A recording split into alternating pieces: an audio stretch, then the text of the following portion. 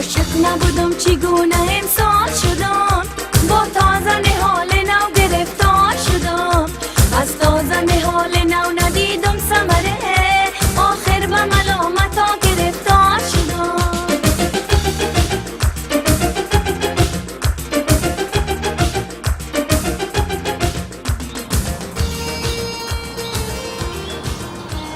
I am Aurezu. I'm from Ghazni province of Afghanistan, and right now I'm here in the United States.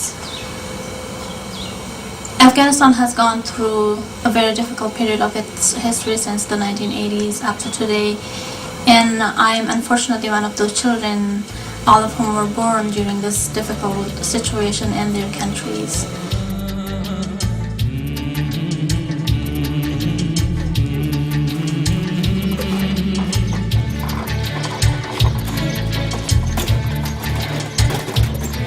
I was born in a middle class family of the Afghan society at the time, and after 5 months of my birth, my father was arrested by the Afghan government that was in power at the time. After my father's arrest, I was raised by mother and grandmother, and until I became about 5 years old.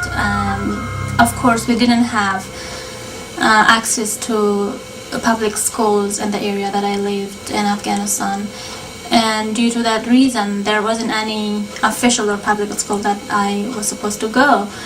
But instead, my mother and my grandmother decided to send me to a local mosque, considering that I could at least learn something instead of nothing at all.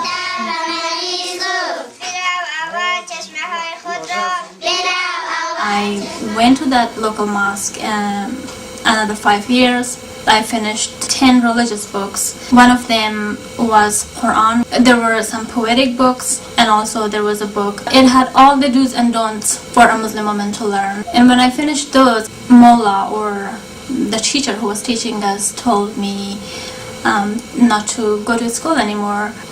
When girls study more than that, they will change to a magician, which was not allowed according to Islamic religion. I brought the news to my mother and my grandmother, and they said that you better stop going to school.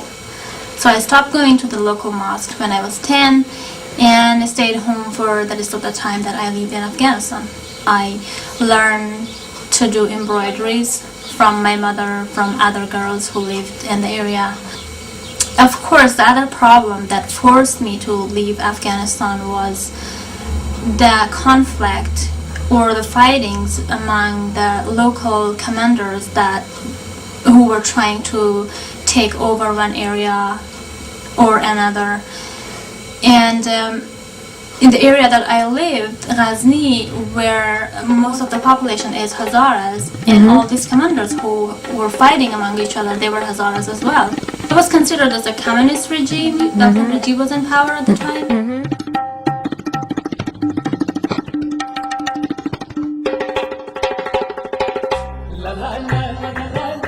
در وقت جهاد مجاهدین ولسوالی قره‌باغ در همینجا با روسا می جنگید. وقتی کاروان روسا در این سهم یاب از مجاهدین به سنگر داشتن، کاروان میزد. در اینجا ما 11 جنگ خاطره داریم. در یک جنگش ما تانیست این مجاهدین ولسوالی قره‌باغ 75 موتر دولتی را غنیمت بگیره و یک نفر از مجاهدین به نام شهید عبدالله شاه در اینجا به شهادت رسید. اینمی اطراف هضمی سرک به کلی منطقه خراب شده بود، مردم کلشون کش کرده بودن. از اینجا مردم کلش رفته بودن. بعد از اینکه روسا از افغانستان رفتن، این مردم در اینجا آمدن، پس اینجا جابجا شدن. قبل از این مردم از اینجا به کلی کش کرده بودن، این خانه کلش ویران شده بود.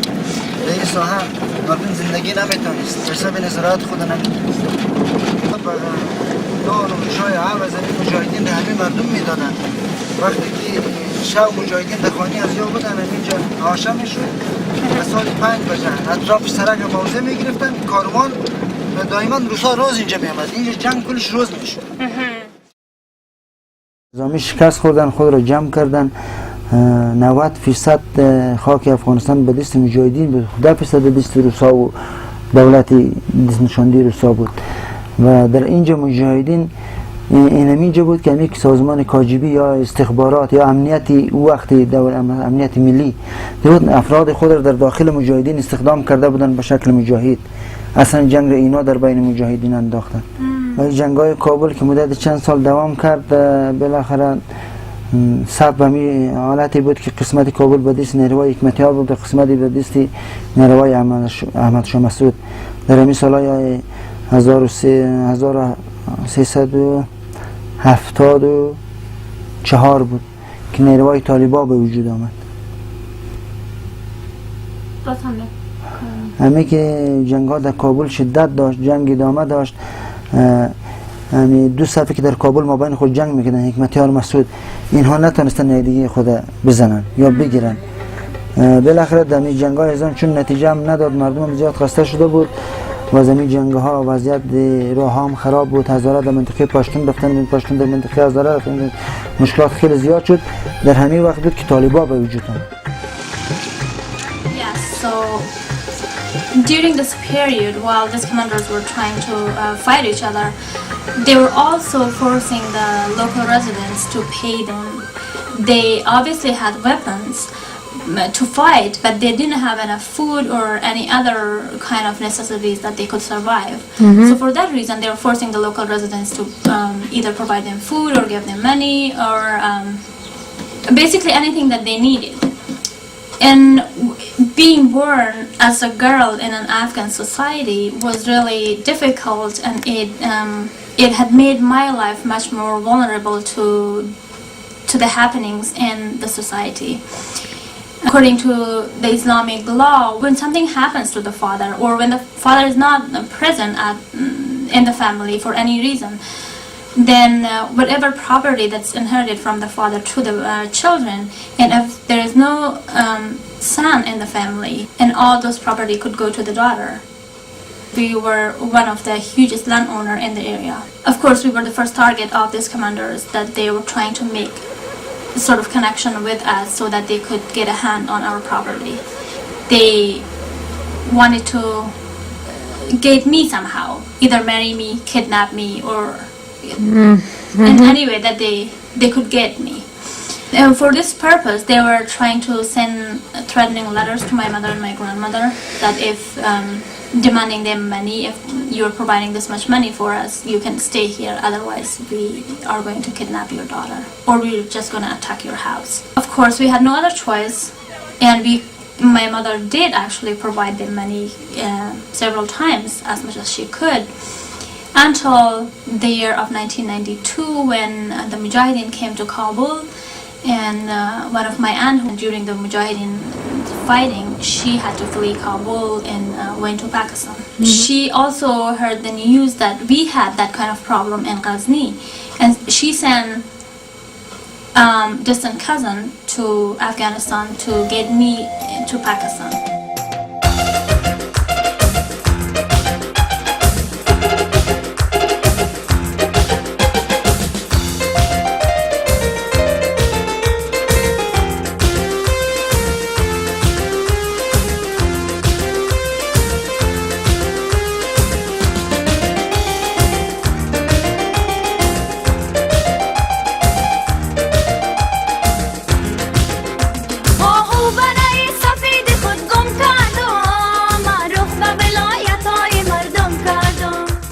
With my aunt from 1992 until the year 2000, and then I was also going to a refugee school that was in the same area where my aunt was living. It was a little more secure for me to be there instead of in Afghanistan. But the problem also with these commanders were that they could get along with any kind of people who were in power. First of all, they were Mujahideens, and then they turned to be in the same direction that the Talibans were.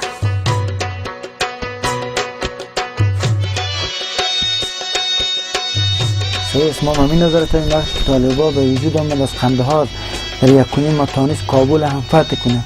ملت شمی بود که مردم افغانستان یک جامعه سنتی و مذهبی است و اینا هم طالبایی بودن که اینا زیاد مذهبی بودن ملاهای مساجد بودن که در راست از اینها بودن. مردم ایران با این نمی جنگید. این بر مردم افغانستان یک چیز واضح است، میگه با مولا نمی جنگیم.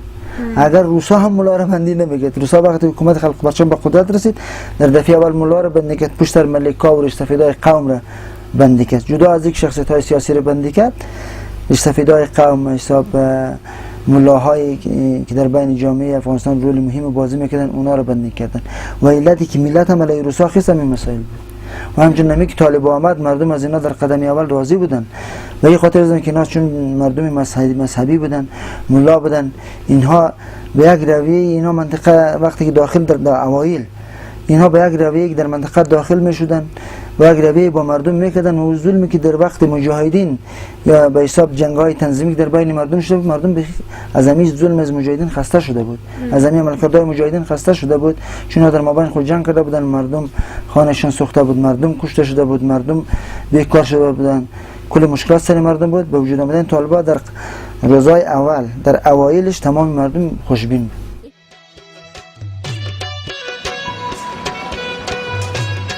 I was here in the Kabul city in all the wars and everything in the Taliban's area and all the other areas.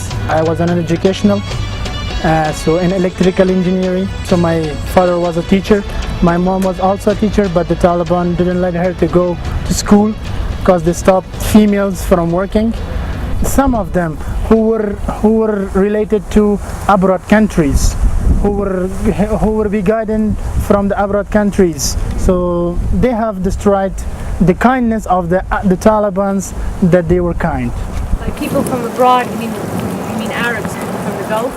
Yes, I have seen Punjabis, Arabs, Pakistanis, Filipinos.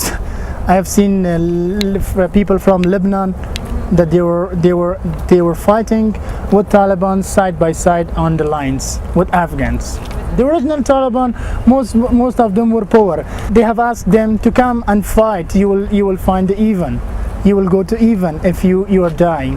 So, but those were poor Taliban. They didn't know anything. They were just in mosque and learning Quran. That's all. So when they have told them that there is a fight on the even, so they said, "Oh, we are going." I was working with UNWFP, United Nations World Food Program, and I was once caught by Taliban. That's my bad experience.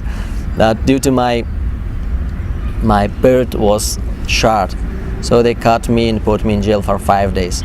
Why your beard is short and why you cut it your beard? Our office applied for the foreign ministry, then they released me. So that's it. One side Taliban was good in Afghanistan. For that they have a security of Afghanistan. They took the security out of Afghanistan. If you have a lot of money, you have taken your pocket or your big plastic or another thing, you have to take in a road. Nobody want to take this one. Nobody is there to take this one because in everywhere there was security. Yeah. The one thing is about the bad that the Taliban just want to destroy the Islam. You know, they just in the name of Islam they do everything. Yeah, to kill someone, to fight with someone. Why you're not going to pray? Yeah, if you people was beating people, you go and pray. So being a refugee and living especially in a refugee camp in Pakistan, and I was always also witness for the crimes and the problems that creating Taliban. All the situation of women and especially the situation of widows and orphans in the refugee camps, and especially the traumatized ones who were really traumatized, they were the main facts that moved me to establish a kind of structure by which we can provide education for women and girls. Especially at that time the education for girls were absolutely forbidden, only boys could go to school. So that's why we decided to get together a number of educated women and start a kind of organization that can provide this help. داشتم که به اصطلاح در خود خانه‌ام بود، در خود منزلم کورس داشتم. یکی از اتاق کار گرفته بودم، تقریبا 25 شاگرد داشتم و همچنان نه تنها یک کورس خودم بلکه 6-7 کورس خانگی دیگه از خود اینمی حاکا ما داشتیم.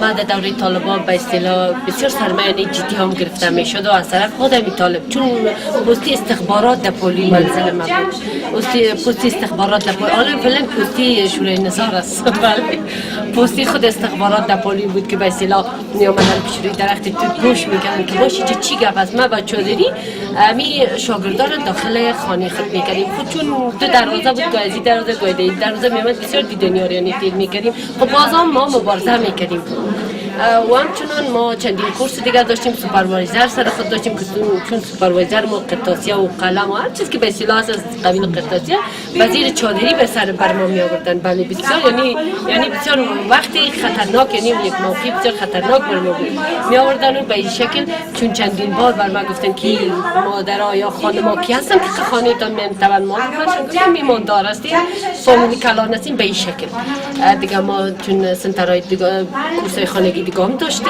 و از قبیلش صرف کورس خودم که من چشم دیدم برتان، یعنی خودم که من چون عملی کار کردم در دوره طالب که درس دادم، یعنی یک مبارزه است که من کردم علیه نمی بیسوادی. اگر من در دست طالب می آمدم یعنی واقعا دیگه شاید طالب من نمیفتن کسی.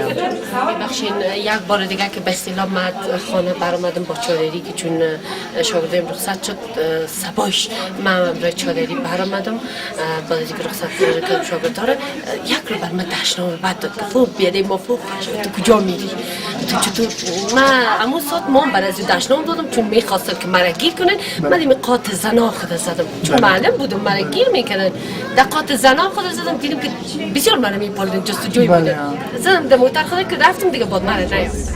We just had once a serious case, but fortunately it was the very last days of the Taliban. We had a class of girls, and we had 2 spies in that class. 2 family members of Taliban were coming to our classes. In those days we were trying to film the classes because we want this film to show in Spain for support. The people that are supporting, they are sending some money and they wanted to know the developments and the changes. So these women informed their husbands and their family members that they are filming, so it looks like it is not really a personal thing, it is something is behind. So they immediately come and they arrested the husband of that teacher and searching him, and also the wife. Both of them were arrested for 1 day. And then they say that it is nothing and somebody was coming and filming some relative from outside, but they never confessed that it was Hauka and that was the course of Hauka. So in that way we paid also some bribe for the Taliban, and in that way both of the husband and wife, both of them were released.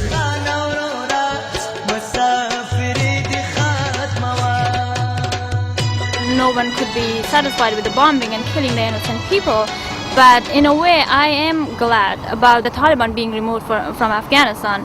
And it is something, if the US force was not there, the Taliban was not being removed at all. When I was in Pakistan, my mother was still in Afghanistan. I had another cousin who was a year younger than me. And she was of course beautiful, and the commanders wanted to marry her. ما و آرزو جان تا سن 7 سالگی رنج نمیفهمیدیم که چه رقم هستیم، چه رقم زندگی پیش میره، چه رقم نمیره. وقت مادر کلان آرزو جان زنده بود، مادر کلان هر دوی ما میشد دیگه، چون اونا همراهشان بودن. و ما از سن 7 سالگی به بعد بسیار چی بگویم برتان، بسیار جریانات زندگی ما خوش میگذشت تا وقتی که کلان شدیم. در سن 12 و 13 سالگی که رسیدیم ما وظیفه فهمیدیم که واقعا دنیا چه رقم است. از وقتی که ما تولد شدیم در دنیا تا حال چی واقع سر ما آمده، چی واقع سر فامیل ما آمده، ما تا وقت احساس نمیکردیم. وقتی ما احساس میکردیم که در سن 12 سالگی یا 13 سالگی رسیده بودیم. و از اول انقلاب که من خودم تولد شده بودم، آرزو جان 1 سال از من کلان است دیگه. اونمو وقت سالی که پیش از اینکه من تولد شدم، پدر آرزو جان دیگه کاکای ما 3-4 کاکای ما را در دوران حفظ الله امین بردن دیگه. فامیل ما اون زمان وقت بدبختی شروع شد دیش. اون زمان وقت که بدبخت و بیچاره شده رفتیم، تا حال ما تو بدبخت و بیچاره هستیم. و اتو از پدر کلان ما کاکایش میشد تقاضا کرده بود که آرزو جان بر ما بده، ولو که اونا را نمیتی حتی از مادرش تقاضا کرده بودن که اونا را بتین. باز پدر کلان ما حاضر نشده بود، بالاخره گفته بود باید ترپیکای به ما بده. باز پدر کلان باز حاضر نشده بود، بالاخره تصمیم ایت شد که یک همشیره ما 6 ساله بود، 6 سال عمرش بود که اونا را بر بچه زو تسلیم کردن که بخی خورد بود دیگه. بر بچه از اونا تسلیم کردن که ما و آرزو جان از دان مردم به اصطلاح قماندان سالاری یک کم امنیت شویم، یک کم آرام باشیم. نشد. شوهای شو ما خواب نداشتیم، نه من نه آرزو جان. بالاخره که مجبور شدم بر خود لباس مردانه ساختم، دستمال در کلم پیچاندم، تفنگ دشانیم کردم، خود پیرکه در گشتاندم. صرف یک ما بودم، یک پدرم بود دیگه. هیچ کس هم حاضر نمیشد، کلگی از ما گریزان بود. من قدر میترسیدم و اونا بسیار تهدیدم میکردن، برای لحاظی که شو می آمدن پشت خانه روزانه اخطاریه میدادن، پدر ما اخطار میدادن اگه دختر تا مرمیتی یا اگه دختر تا به ما نمیتی ما تو رو میکشیم. فرض مثال ایتو بگویم که دختر تا از راه میبریم، از خانه به زور کش کده میبریم. وقتی که من ایتو احساس کردم که حالی چطور کنم، بالاخره یک راه سنجیدم. اگر با آرزو جان تماس میگرفتم، او وقت تلفن نبود، نمیشد، چطور کنم چطور نکنم. آخر گریخته آمدم کابل. بعد از 1 سال که پس ما جاغوری رفتم، باز امی کارا شروع شد. امی کارا شروع شد. بسیار گاهی قماندان می آمد که به ما بده، گاهی قماندان می آمد که به ما بده. آخر چطور کنم چطور نکنم. بالاخره آلی امی جان که شوهرم است، اینا خواستگار آمدن. من امرایشان موافقه کردم، از خاطر که هم از گپ قماندان ها برایم هم دیگه تا چی وقت من از خانه خود گریخته بگردم. وقتی که ما و آرزو جان از وقتی که سر بالا کردیم که ما وزی گریختیم، تا حال هم ما در گریز هستیم، تا حال هم آرام نیستیم. او شاید در آمریکا که است، امونجا ورخطاست. اینجا برای من زنگ میزنه که ترپیکای چطور هستی، میگم تا حال ما در گریز هستم. وقتی که با اینا ازدواج کردم، ما در افغانستان یک رسم و رواج، یک عنعنات داریم که مراسم شیرینی خوری را گفتیم روز 3 شنبه بگیریم. شنبهش پس امی قماندانا پدر ما بالا کردن است، پالوی قلای ما بردن. پدر ما او تو بردن که تا حال نه زندهش معلوم است نه مردهش معلوم است. ایج معلوم نیست که تو زنده هستی یا تو مرده هستی، تو در کجا هستی. و پدر ما که بردن، ما امون شو تا صبح ما گشتیم. بالاخره دیگه نه، ما زنا بر آمده بودیم میگشتیم. وقتی که در بازار میرویم، من پوز خود این قدردار رو میپیشانم که مرا نشناسه کی است، یا چادری میکنم روی خود پوت میکنم. امرای از اینا رو میگم دستمال در سرتان پرتین که شما را نشناسه، اگه بشناسه اردوی ما رو بالا کده میبره. و حال هم که ما در افغانستان هستیم، این شرایط فعلی برای ما یک 40% بگویم یا یک 30% بگویم هم امنیت نیست، آرام نیست. من تا حال در ترس هستم، من تا حال در حراس هستم. This person actually came to Pakistan to find me, and he started looking for the school where I was going to and searching for my aunt's house. Even he asked a few students from my school that what class I was in. We became aware of the situation before he could do anything. I had to stop going to school, obviously, and I stayed home for about a week, and then we couldn't find any other way to rescue ourselves. And again, the situation for women was not any better in Pakistan compared to Afghanistan. It was almost similar. The importance of having a male member in the family was still the same.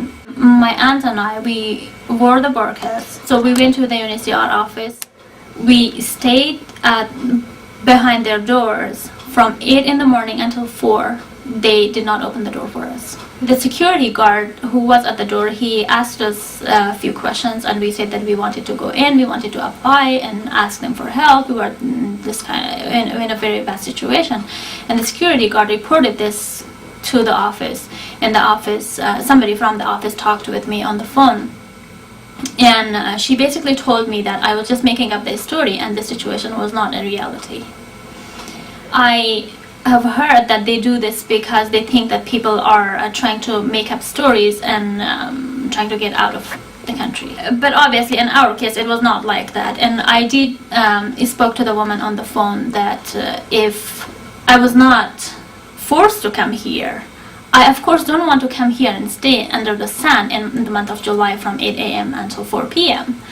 My aunt and I had to go back home.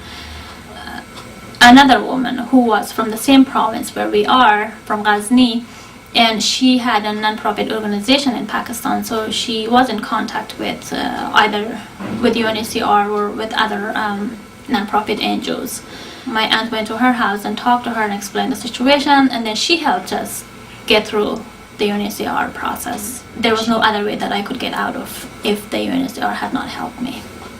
Are there many families, do you think, that are in this same situation, not having a male head of household?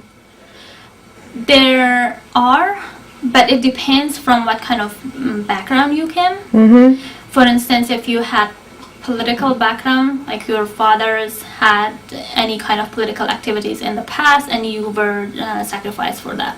And for me, it was much of that instead of not having only a male member in the family. He's been famous for the past few years. He is backed by the U.S. and nobody else, I guess, could compete him in that case. And what sort of support is he getting from the U.S.? All sorts of supports. And financial support. Financial supports and moral supports, I think. He was here about 3 weeks ago, and President Bush was taking him to different states to thank soldiers that they freed Afghanistan. So really, yeah, it's just, I think it's just this political thing that's going around, and Bush is doing all those things to win the election. And here, those are and how successful his plans were, capturing Afghanistan, removing Taliban, and President Karzai is doing that to get the support from the U.S., to get everything else from the U.S. to do in Afghanistan.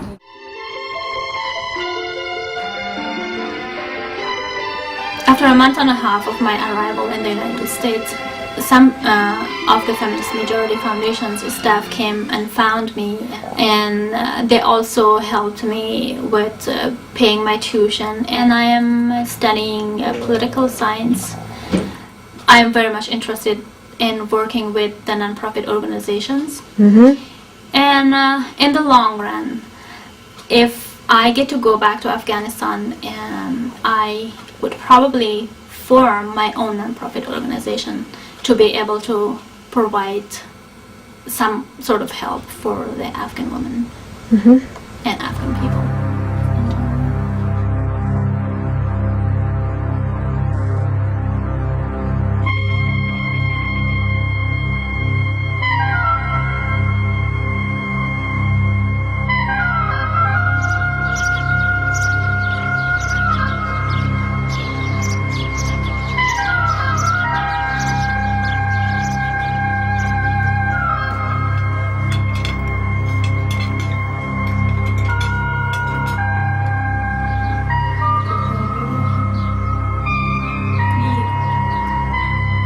I hope that since in the new constitution, men and women have equal rights and they are equal citizens of the society in any case. So if they face every situation according to that, whatever is mentioned in the constitution, and this would be something that would not be imposed on women.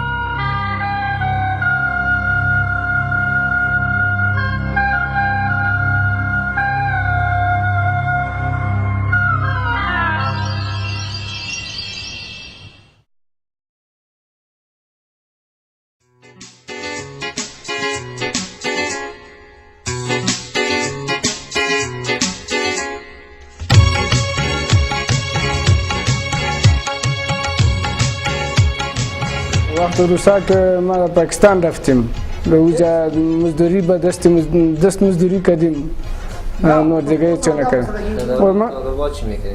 طالبان ما در پاکستان بودیم. Would he mind telling us what happened to his son? بچه تو چی شده؟ سنگه دا من سر آقا شوی ده بود شوی ده در کجا بودی؟ غرقی چی شکل ده؟ دا موزی سر بوده داس نصیب خبره ده حالا که پرسی بمونه جلاسی بمونه نشته دی چاودی تی دیگه نه دا سر کلورا من یفلا که رخصته ده بس دا غواړي چې دا ماین پاکان راسي منطقه پاکي کنه نه نشته منګه خپل د زوی چې موږ د قانوني کاروبار د قانوني کوو او غواړو چې موږ د پاره نه مؤسسې راشي او بندونه موږ ته جوړ کړي یو یلې کاریزونه کاروبار پکې وکړي او زموږ منطقه ډېره خرابه ده چې په خپلو سترګو وویني دربدره شوې ده غریب خلک یو موږ د لاس مزدوري کوو او چې موږ ته بندونه او یلې او کاریزونه جوړ شي او موږ د دې تکلیفونو خلاص شو مینکش راشي منطقې ته ماینونه پاکي او مسلمانان د دې غم نه خلاص شي او موږ دغه هغه ده ټول خلک دغه پرابلم لري تاسو منطقه کې ټول خلک هم داسې all of the people has this problem.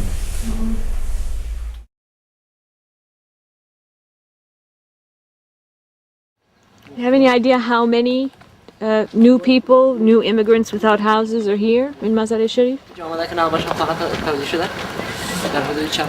در حدود 6 بلاک است. هر بلاکش 600 چند نمره است. در کل این نمراتی که توضیح داره چند فامیل توضیح شد؟ همه باید نمرات 6 بلاک است. 600 چند حالا 3600 خانه نو شما مثلا این رکابت کنید چقدر مدت رو در بر خواهد گرفت تکمیل شد؟ تکمیل شدنش خب بستگی به بودجه جیبی داره. اگه ما پول داشته باشیم این خانه در ظرف 2 ماه آباد میشه، ولی بستگی به داره که من چقدر رو بتونم بودجه زیر تامین کنم. مشکل عمده شونه مستقیم بستگی سرعت کار و وقتی کار مونده داره. من قدر پول داشته باشه در ظرف 2 ماه کارگر بگیر آباد میکنه، ولی ما شاید امیر در طول 2 سال یا بگیم 3 سال هم اگه تکمیل کنم خوب است. یک خانه معمولی نه زیاد بگه آپارتمان باشه. در قدم اول خب بگیم مشکلات اقتصادی است، خاطر از که کاروبار بعد کافی نیست و سرمایه هم بعد کافی نیست، نه تنها ما در کل میگم. در قدم دوم مشکلات اجتماعی است.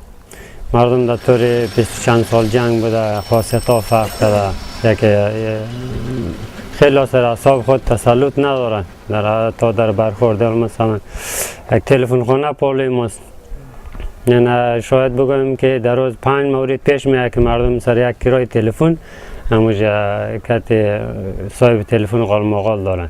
یعنی ما فکر میکنم که علت اولیش یا بگم عمده ترش همه مثلا اقتصادی مردم است. همین خاطره اگه 2 روپا بالا و 5 روپا بالا بگویی در فی دقیقه مغالش میبراید.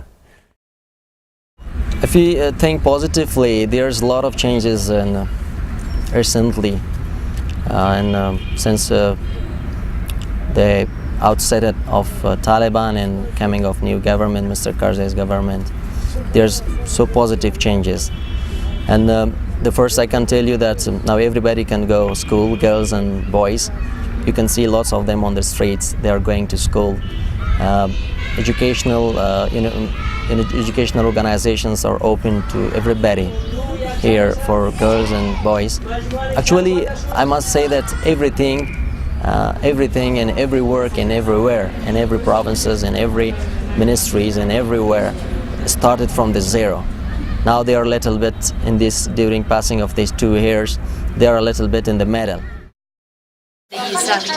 چون اگر مثال بسیار زیاد شاگردای ماست که به اصطلاح قالین باف هستن، اگر اونا قالین بافی نکنن به اصطلاح دزدوزی ویتران طبعا کلش میخواد که درس بخوانی به این شکل اینا به اصطلاح اینمی که مثلا عموما شاگردای ما به اصطلاح عموما به سواد ماندن خیلی عزیز که بدبختی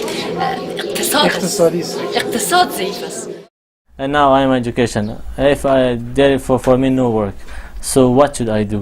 And from first thing is that I go to business of hashish.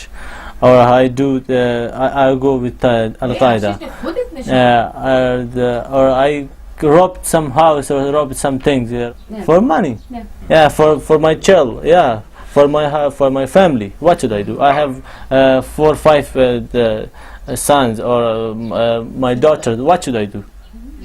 و همه همکاری حاجی سلمان علی و خود ما با مردم ما انقدر خودگذاری کردیم، همکاری کردیم که وقتی که حکومت حامد کرزی حکومت موقت در افغانستان با وجود ما طالبان شکست خورد، همه مردم رای خود برای حاجی سلمان علی داد که دلوی جرگه اضطراری بره و فعلا همه مردم از ما خواسته که ما باید خود در ولسی جرگه کاندید کنیم. نظری که حکومت کرزی با خود رسیده، اول که مردم احساس امنیت کردن و دوم در قسمت معارف چیزی پیشرفت شده.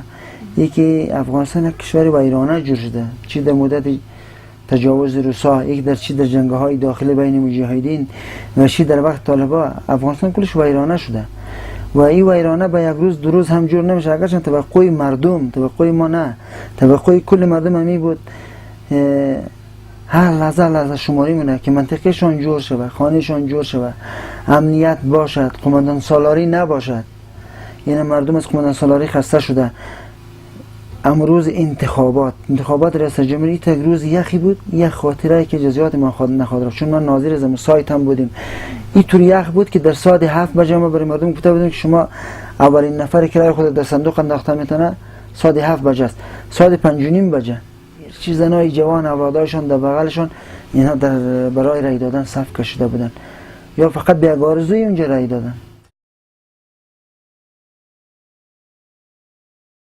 نظر ما خو است که یا بگویم انتقاد بگویم سوال ما در کل جامعه بین المللی است که همین کمک ها زیاد شده در قسمت افغانستان، چی از طریق رسانه‌های خبری، چی از طریق مجلاتی که با آدم میشنه و کمک ها زیاد میشه، ولی یک کمبودی که در کلی است که نظارت نمیشه، نظارت کلی ندارم. مثلا در مؤسسات ما به شمسر میبینیم که هزینه ای که اونا مصارف روزمره از اونا میشه، چه از قبیل خرید موتر، کرای موتر، مثلا زیاد معاش گرفتن کارمندای از اونا، در کل کارگرایش حتی شاید ممکنه کارگر عادی شه به سویه یک کارمند فوق العاده دولتی فعلی اونا معاش داشته باشه. به این لحاظ است که شاید ما بگویم که همین در کل کمکایی که از جامعه بین المللی میشه، شاید بگویم 50%ش اگه مصرف شوم خوب است، ولی مطمئن نیستم. و ایره مطمئن هستم که از 50% زیاد هزینه خود از این کارمندا و کارگرایی که در مؤسسات است، مقدارش تعلق به اونا داره که نظارت کلی نداره، مقدارش صحیح تعلق به خود ما مردم داره که دلسوز نیستن. یه دیگه مشکل جانبین است. I am expecting the UN or the international community to take this more serious and try to do more to just bring all those people together under one central government, which is really hard for them to do on their own because they don't have enough force and people are not educated to realize all the change, and it's just really hard for them, unless as it was hard for them to remove Taliban by themselves. And it was somehow the September 11 happened that it turned the world upside down, and Afghan people are or have been counting as human beings that somehow the international community is paying attention, but that's not enough. یک کشور چندین ملیتی نظر به تاریخی که ما مطالعه کردیم که باشنده اصلی این سرزمین کیها است، نظریات مختلف در این باره وجود داره. در زمان مثلا پیش از تهاجم شوروی بالای افغانستان این پرابلم ها کم بود. مثلا میتونست شیعه و سنی در یک مسجد نماز کنه، مثلا میتونست اینا دختر یکی دیگر بگیره، مثلا این پرابلم ها کم بود. اما بعد از این که روزها حمله کردن در افغانستان این تضادها زیاد شد، فراوان شد. دست ها کار کردن، اینا را به هم دیگه انداختن. بالاخره آل به او حد رسیده که شما فکر میکنین که در امی حالی که فکر میکنین صلح است در داخل افغانستان، جنگ وجود نداره، اما یک جنگ بسیار خطرناک وجود داره.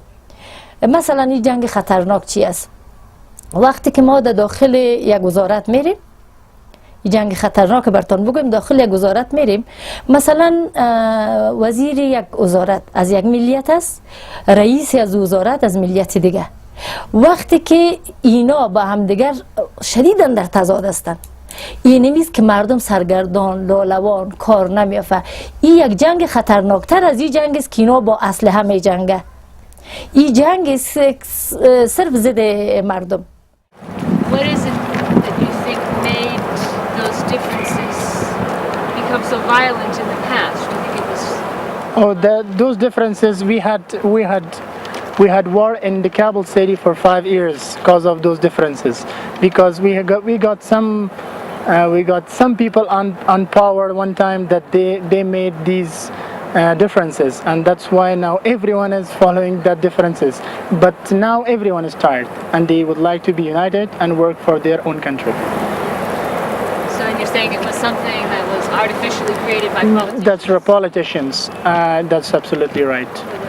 ما گفتیم که اگر معلمین تنها مسلکی شوه، تنها شاگرد صرف بره روی درسش به درس اینا رو کمک بکنه، فهمیدیم که جایی را نمیگیره.